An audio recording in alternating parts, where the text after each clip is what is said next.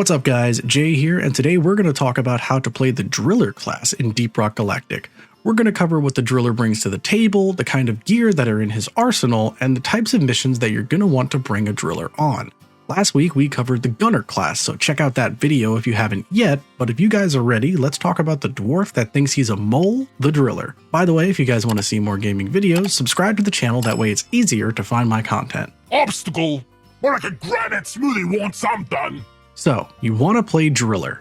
Well, the first thing to know is the role that the Driller plays on the team, and it's an interesting one. The Driller has a very unique playstyle and equipment that make him function very differently from the other dwarfs in the game. That's not to say that the Driller is hard to play, just that he feels different to play. If there was a class that embodies what DeepRockGalactic is about, it would be the Driller.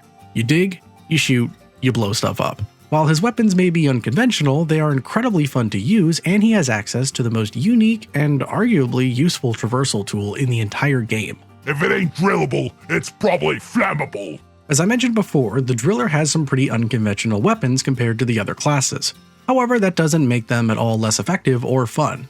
Like the Gunner, the Driller has a lot of attention given to his primary weapons, while his secondaries have a little bit more to be desired, more or less. One thing I need to make very clear is that one of the Driller's biggest issues is his teammates.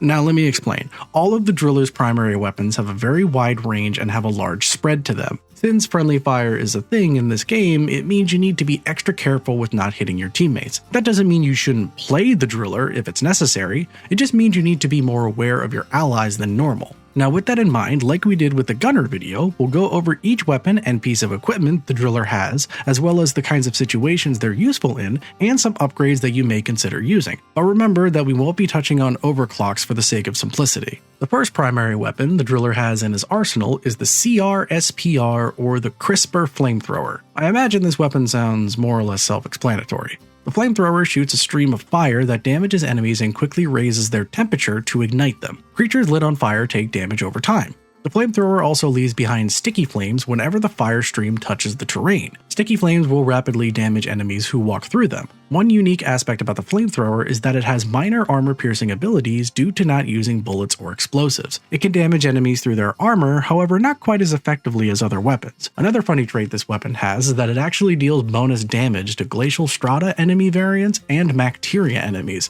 since they are made up of ice and goo. So something to consider if you're going to the glacial biome. If you're going to bring the flamethrower, some useful upgrades would be high pressure ejector for more range and triple filtered fuel for more heat buildup. And if you really want to be spicy, you could just make everything explode. The next primary weapon the Driller has access to is the Cryo Cannon.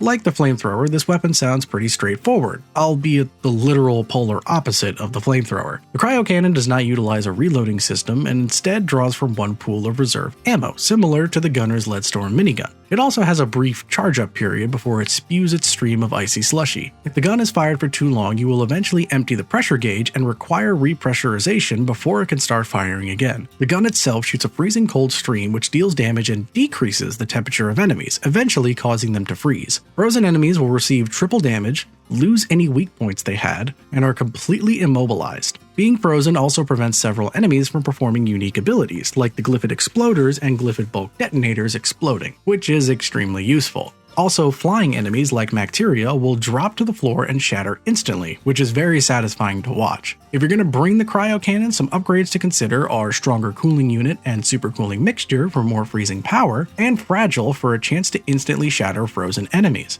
The newest primary weapon the Driller has at the time of recording this video is the Corrosive Sludge Pump, a collection of pipes and valves that shoot toxic sludge to melt enemies. Sludge Pump has two different firing modes. First, just pressing the button will fire a single fragment of sludge, whereas holding the button will fire a sludge bomb that then creates a cluster of smaller fragments on impact. When you directly impact an enemy, that enemy becomes visibly coated with sludge and takes damage over time. When the projectile impacts a surface, it creates a corrosive puddle that causes damage over time to any enemy walking over it, as well as slowing them down. This makes the sludge pump great at locking down an area or slowing down a big swarm. If you're using the sludge pump, upgrades like atomizer nozzle and supersaturation can help make much bigger puddles, and, okay, I can say this, fluoroanatomic acid can make those puddles even more deadly. Much like the Gunner, the Driller's secondary weapons leave a lot to be desired.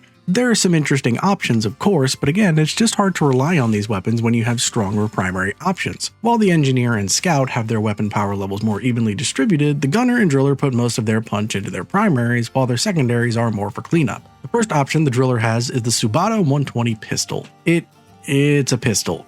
There's really not much to say about this one other than it's a pistol. It's the most basic standard sidearm in the game, and while it does have upgrades like hollow point bullets or volatile bullets to give it some firepower, you're not really going to be bringing this over the other options the Driller has. But if you do have to use it, it will clean up leftover bugs just fine.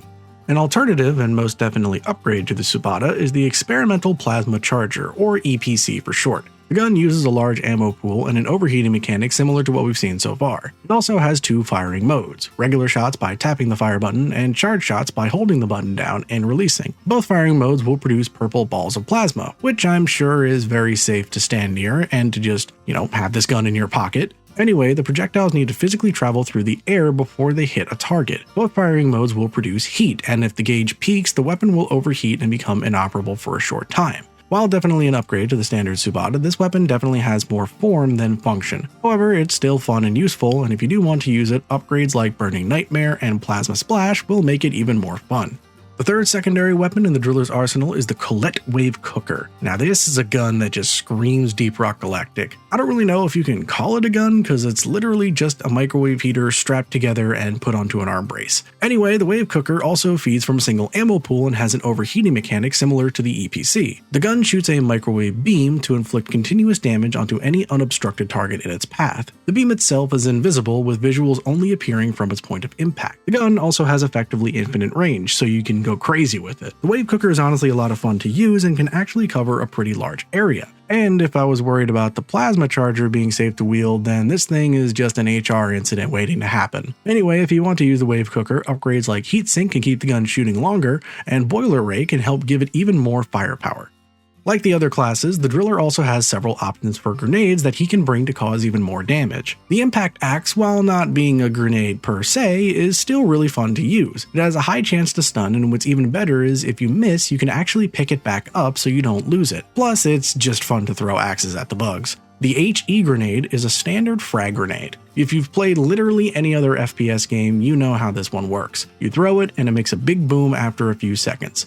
Simple, but effective. The Neurotoxin Grenade releases a gas that is toxic to enemies but perfectly safe to dwarves, which I completely trust is true. The gas covers the largest area of any throwable in the game, and is also highly flammable, and can be ignited with any kind of fire attack to produce an explosion. So I think you know what weapon to use with this grenade. Finally, there's the Spring-Loaded Ripper. Basically a handheld lawnmower, once thrown, the Spring Ripper will continue to follow the same path until it self-destructs. The Spring Ripper can stick to walls and ceilings, and as such, it's more optimum to use in extremely enclosed tunnels to maximize its effects. The danger with this weapon is that it can be more dangerous to the player or their teammates than the bugs, so just be very careful if you're going to use them.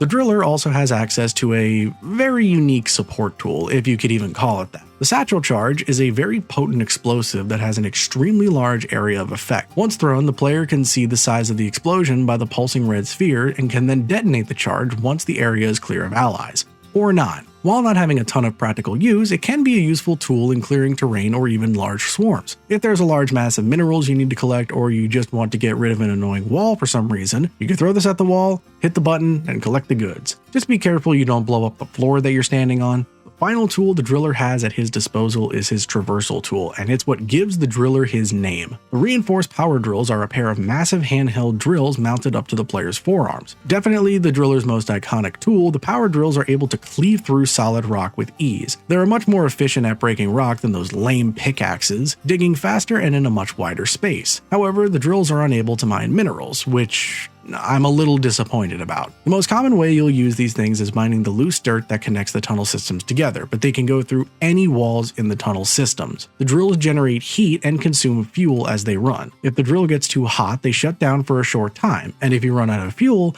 you can't run them at all. So make sure to stay loaded up as much as you can. Also, while I wouldn't recommend it, you can use the power drills as a weapon if need be, but the damage you get out of them isn't really worth it in my opinion. Fueled up and raring to go. So the driller has an interesting array of weapons and gear and a very unique style of play. That in mind, what are the kinds of situations where a driller may be useful in, and what kinds of missions are best suited for him? Well, mining expeditions are a good choice because you need to go through various different cave systems, and the driller helps getting around more easily. Also, elimination missions are a good pick because the driller's weapons have a strong effect or even completely ignore armor, making the dreadnoughts easier to take out. But by far, the mission type that the driller shines the most in is on-site refining missions. These are made significantly easier when you have a driller on the team. The basis of these missions are that you are on a central platform that you need to connect pipelines from out to mining pumps to collect resources. The problem is that sometimes the pumps are in really inconvenient locations, which can be annoying to connect the pipeline to. The driller makes this really easy because he can just cut a straight line from the platform to the pumps, so you can just lay one simple pipeline down. This makes the driller a must-have in situations like this. But just remember, you can play the driller on any mission type so long as you're having fun. So what do you guys think about the driller? Do you think you'd like this class, or would you be too afraid to hurt your teammates too much?